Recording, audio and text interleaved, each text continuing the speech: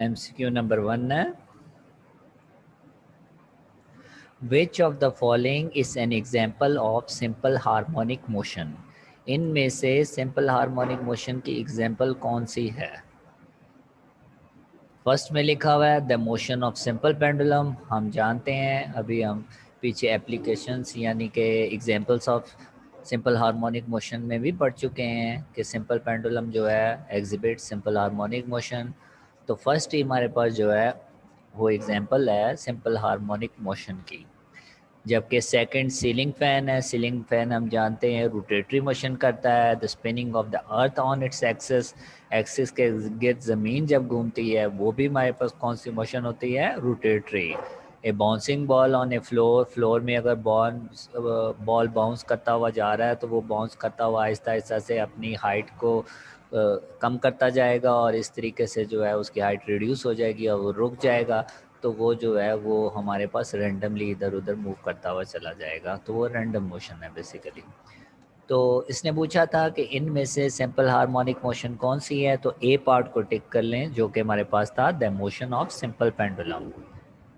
Second question में वो ये कहता है if the mass of the Bob of simple pendulum is increased. अगर पेंडुलम का मास बढ़ा दिया जाए बाय ए फैक्टर ऑफ 3, यानी कि 3 गुना पहले से मास बढ़ गया है पेंडुलम का, the period of the pendulum motion will be. वो कहता है टाइम पीरियड में क्या फ़र्क पड़ेगा अगर मास जो है वो इंक्रीज़ कर दें, 3 टाइम्स कर दें, तो ऐसी सूरत में जो है वो टाइम पीरियड में क्या फ़र्क पड़ता है। ये हमारा 10th में एक्सपेरिमेंट भी है जिसमें हम ये प्रूव भी करेंगे कि एक स्मॉल बॉब लेते हैं जिसका मैस कम है, एक बॉब और एक और लेते हैं जिसका मैस उससे ज़्यादा है, और फिर हम उनको वाइब्रेट करते हैं और फिर हम टाइम नोट करते हैं और हम चेक करते हैं कि टाइम पीरियड किसका ज़्यादा या कम है। तो हम जब ऐसा करेंगे तो हमें पता चलेगा कि टाइम पीरियड में कोई फ़र्क नहीं पड़ता, रिमेन द सेम। ये हमारी बुक में भी लिखा हुआ है, ये आपको पेज नंबर 5 में नज़र आएगा। फ़िलहाल सबसे पहले तो आप ये करें, रिमेन द सेम को टिक कर लें, रिमेन द सेम। हमारे पास पेज 5 अगर मैं आपको डिस्प्ले करूं तो हमारे पास है पेज नंबर 7, 6 एंड 5। ये साइड में आपको इंटरेस्टिंग इन्फॉर्मेशन लिखी हुई नज़र आई है। For your information, the period of a pendulum is independent of its mass and amplitude. अगर पेंडुलम का एम्पलीट्यूड ज़्यादा हो या कम हो, टाइम पीरियड में फ़र्क नहीं पड़ता। अगर पेंडुलम का मैस ज़्यादा हो या कम हो, टाइम पीरियड में फ़र्क नहीं पड़ता, क्योंकि टाइम पीरियड का ताल्लुक जो होता है वो लेंथ के साथ है। लेंथ ज़्यादा कम होने से जो है वो टाइम पीरियड चेंज हो जाता है। अगर आप देखें तो हमने फार्मूला ये पढ़ा भी था, T is equal to 2πL/G। Pi भी कांस्टेंट है, जी की वैल्यू भी कांस्टेंट है, सिर्फ एल है लेंथ जिस पे टाइम पीरियड डिपेंड करता है पेंडुलम का। T is equal to 2πL/G length पे डिपेंड करता है। तो इसीलिए जो है वो हमने लिखा है रिमेन द सेम, और एक्सपेरिमेंटली भी हम देख लेंगे जब प्रैक्टिकल करने का मौका मिलेगा हमें। तो students, MCQ number 2 B part remain the same. MCQ number 3, which of the following device can be used to produce both transverse and longitudinal waves? अगर आपको याद हो, ट्रांसवर्स और लॉन्गिट्यूडनल वेव्स की प्रोडक्शन हमने की थी और with the help of spring की थी। स्प्रिंग के ज़रिए से हमने दोनों ही वेव्स प्रोड्यूस की थी टाइप्स ऑफ मैकेनिकल वेव्स में, और स्प्रिंग का दूसरा नाम क्या था? स्लिंकी। तो यहाँ पे लिखा हुआ है उसने स्ट्रिंग, धागे की मदद से हम नहीं कर सकते। रिपल टैंक जो कि हमने पढ़ा नहीं है, इसमें पानी होता है बेसिकली। ट्यूनिंग फोक, ये भी एक इंस्ट्रूमेंट है जो अगले चैप्टर में हम पढ़ेंगे, जो कि मेटल का बना हुआ होता है। और हेलिकल स्प्रिंग या स्लिंकी। तो हमने सी पार्ट को टिक करना है, स्लिंकी। और हेलिकल स्प्रिंग जो होता है ये भी एक इंस्ट्रूमेंट का नाम है जिसमें स्प्रिंग लगा हुआ होता है। तो स्लिंकी जो है ये हमारी ऑप्शन है जिससे हम दोनों किस्म की वेव्स पैदा कर सकते हैं, जो कि हमारे पास ट्रांसवर्स हैं या लॉन्गिट्यूडनल है। ये पीछे हमने क्वेश्चन में पढ़ा था टाइप्स ऑफ मैकेनिकल वेव्स में। उसके बाद है वेव ट्रांसफ़र। वेव क्या चीज़ ट्रांसफ़र करती है? हमने इम्पोर्टेंस ऑफ वेव्स में पढ़ा था, waves can transfer information and energy. तो यहाँ पे हमारे पास ए पार्ट एनर्जी, एनर्जी को टिक कर लें।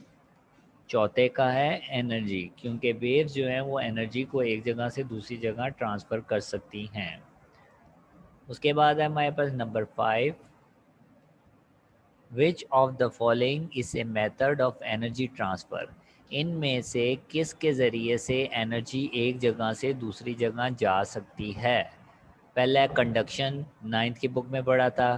कंडक्शन के ज़रिए से मेटल्स के अंदर हीट ट्रैवल होती है। रेडिएशन, वेव्स के ज़रिए से हीट ट्रैवल होती है। वेव मोशन, ये हमने 10th की बुक में पढ़ा है, वेव्स भी हीट ट्रैवल करता है। तो लास्ट में लिखा हुआ है ऑल ऑफ दीज, तो हमने डी पार्ट को टिक करना है, ऑल ऑफ दीज। पांचवें का है all of these. Number 6, in A vacuum all electromagnetic waves have the same. ये हमारा छठा सवाल वाहिद है कि अगर हम जो हमने स्मार्ट सिलेबस के अलावा है वो भी हम पढ़ लेते तो हमारी बुक में इन्होंने नहीं लिखा हुआ कि इलेक्ट्रोमैग्नेटिक वेव्स जो होती हैं उनमें क्या चीज़ सेम रहती है। तो आप लोगों ने फ़िलहाल इसको ए पार्ट को टिक कर देना है, स्पीड। तो ये आप एफएससी की बुक में तो ज़रूर पढ़ेंगे डिटेल में, लेकिन हमारी बुक में नहीं है। चूँकि एमसीक्यू दिया हुआ है तो आप याद रखें, वैक्यूम के अंदर जो है इलेक्ट्रोमैग्नेटिक वेव्स किसी किस्म की भी हो, सबकी स्पीड सेम रहती है, इसलिए हमने ए पार्ट को टिक किया है। नंबर 7 जो है इसको आप क्रॉस कर दें, ये हमारे स्मार्ट सिलेबस में नहीं है। नंबर 8 की तरफ आते हैं। Which of the following characteristics of a wave is independent of the other? किसका दूसरों के साथ ताल्लुक़ नहीं है? हमने एक फार्मूला पढ़ा था, V is equal to F lambda, relationship between velocity, frequency and wavelength. इन तीनों का आपस में ताल्लुक़ है, V is equal to F lambda, यानी कि फ्रीक्वेंसी, वेवलेंथ एंड स्पीड जो है हमारे पास, इनका आपस में ताल्लुक़ है। They are related to each other by the formula V is equal to F lambda. Only amplitude is not related with the other, so C option हमारी टिक करनी है हमने, विच इज़ एम्पलीट्यूड। और एम्पलीट्यूड जो है वो simple pendulum में हम इसकी डेफिनेशन कर चुके हैं। नंबर 9 है हमारे पास, the relation between V F and lambda of a wave is. V F और लेमडा के दरमियान जो ताल्लुक़ है वो ए बी सी डी में से कौन सा है? हमने पढ़ा था V is equal to F lambda, तो इसी को रीअरेंज करके सब में से चेक करें कौन सा बनता है। तो सिंपल आपको नज़र आएगा बी पार्ट में V is equal to F lambda, वही लिखा हुआ है फार्मूला, सिर्फ वी दूसरी साइड में लिख दिया, F lambda is equal to V, एक ही बात है। तो बी पार्ट को आप टिक करेंगे जो कि हमारे पास है, V F lambda is equal to we.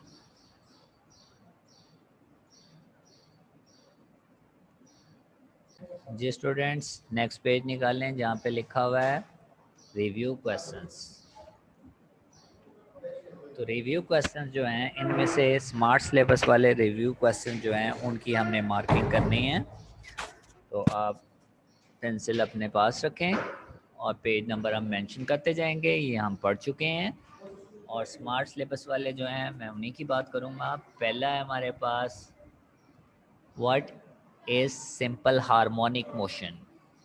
Mention कर दें page 196, page 196 definition plus example. What is simple harmonic motion, page 196 से हमने डेफिनेशन की थी और एग्जाम्पल जो हैं वो हमने, अगर आपको याद हो तो वो हमारे पास पेज नंबर 2 में मौजूद थी। हम मार्किंग कर चुके हैं, तो यहाँ पे डेफिनेशन प्लस एग्जाम्पल। उसके बाद सेकंड पार्ट में वो कहता है what are the necessary conditions for a body to execute simple harmonic motion. Simple harmonic motion के लिए कौन सी कंडीशंस की ज़रूरत होती है, यानी कि what are the important features of simple harmonic motion. Important features जो हैं ये पेज नंबर 5 में हमने किए थे, 4 पॉइंट थे हमारे पास, और हेडिंग डालनी हमने यही थी, important features of S H M. Important features of S H M page number 5, 4 points हैं, वो 4 पॉइंट हमने लिखने हैं सेकेंड पार्ट के लिए। तो आप मेंशन कर लें पेज नंबर 5 इम्पॉर्टेंट फीचर्स।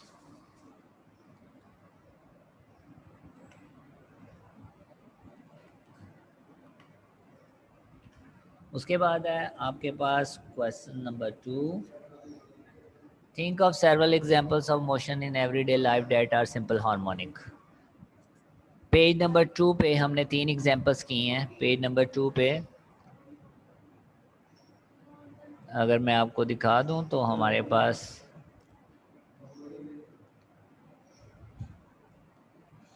ये पेज 2 है, और इसमें हमने ये 3 एग्जांपल्स यहाँ पे की थी। ये the motion of mass attached to the spring on a horizontal frictionless surface, ये पहली एग्जांपल थी। दूसरी the motion of ball placed on a ball, और तीसरी है the motion of A Bob attached to the string are examples of SHM। ये 3 examples जो हैं ये हमारा आंसर है 10.2 का।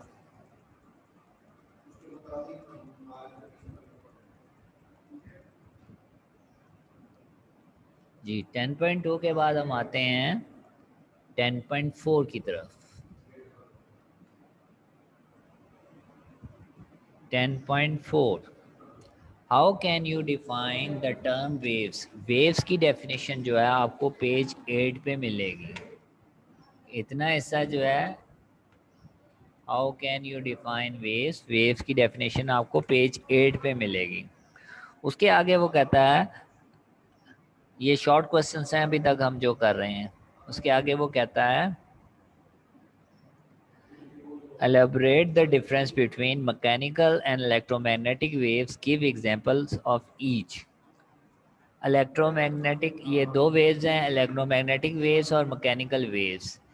इनकी डेफिनेशन जो है ये हमने की थी पेज नंबर 8 में ही, और पेज नंबर 8 में डेफिनेशन प्लस 1 एग्जांपल जो है। और ये डिफरेंस जब भी हम करते हैं लाइन लगा के करते हैं, एक साइड में मैकेनिकल वेव्स की डेफिनेशन, एक साइड में इलेक्ट्रोमैग्नेटिक वेव्स की डेफिनेशन, और फिर एक एक एग्जांपल देनी है। तो सेकंड पार्ट जो है वो भी पेज 8 में है, और मैकेनिकल वेव्स और इलेक्ट्रोमैग्नेटिक वेव्स की डेफिनेशन प्लस एग्जांपल। उसके बाद नंबर 5 है हमारे पास,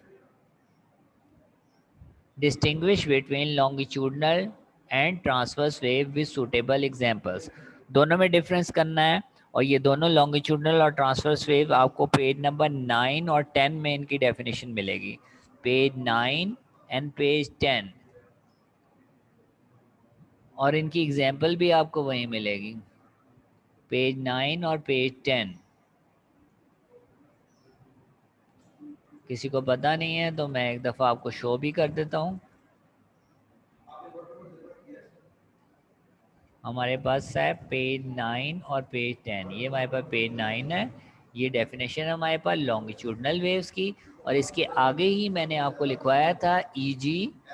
नहीं लिखा तो आप लिख सकते हैं ईजी साउंड वेव्स। अगर मैंने नहीं लिखवाया है तो आप इसके आगे लिख सकते हैं easy sound waves. Sound waves जो होती हैं वो लॉन्गिट्यूडनल वेव्स हैं, जो हम नेक्स्ट चैप्टर में पढ़ेंगे। तो इसकी डेफिनेशन और इसके आगे लिखना है ईजी साउंड वेव्स, ये पेज नंबर 9 में मिलेगा। और पेज 10 में जो है ये हमारे पास डेफिनेशन हो गई, और वाटर वेव्स जो है उसकी एग्जांपल हो गई। डेफिनेशन एंड एग्जांपल, और डिफरेंस हमेशा लाइन लगा के करते हैं। तो आपने वहाँ पे मेंशन कर देना है page 9 and 10 definition plus 1 example. उसके बाद लास्ट में है 10.7, और वो ये कहता है कि drive A relationship between velocity frequency and wavelength of a wave, right a formula. पहला हिस्सा जो है वो रिलेशनशिप का है, यहाँ से लेके यहाँ तक ये शॉर्ट क्वेश्चन है। अगर ये सेम क्वेश्चन जो है ये शॉर्ट में भी आ सकता है और लॉन्ग में भी आ सकता है। और जब मैंने रिलेशनशिप करवाई थी आपको v is equal to F lambda वाली, जो कि पेज नंबर 11 में मौजूद है, तो मैंने आपको बताया था किस तरीके से शॉर्ट क्वेश्चन में लिखना है और किस तरीके से लॉन्ग में लिखना है। तो ये क्वेश्चन अगर शॉर्ट में आए तो शॉर्ट में आप भी आ कर सकते हैं, और लॉन्ग में आए तो वो उसका तरीका भी मैंने आपको बता दिया था कंप्लीट लॉन्ग में, और शॉर्ट में भी मैंने बता दिया था कैसे करना है। एंड में जो अगला हिस्सा वो कहता है write a formula related to velocity of a wave to its time period and wavelength. ये जो हिस्सा है ये आपको नज़र आ रहा है, इसके लिए आपने आगे इसके आगे ही लिख लें formula v is equal to lambda over T. मैं आपको शो भी करा देता हूँ।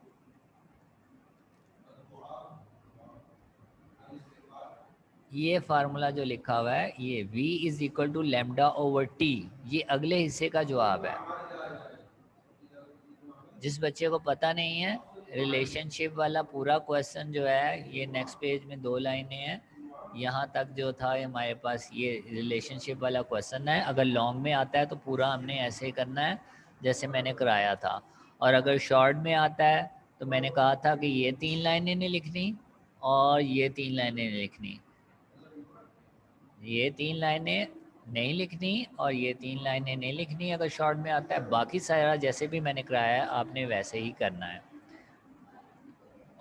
और इसने जो अगले हिस्से में जो क्वेश्चन पूछा है उसका जवाब जो है वो सिर्फ ये है,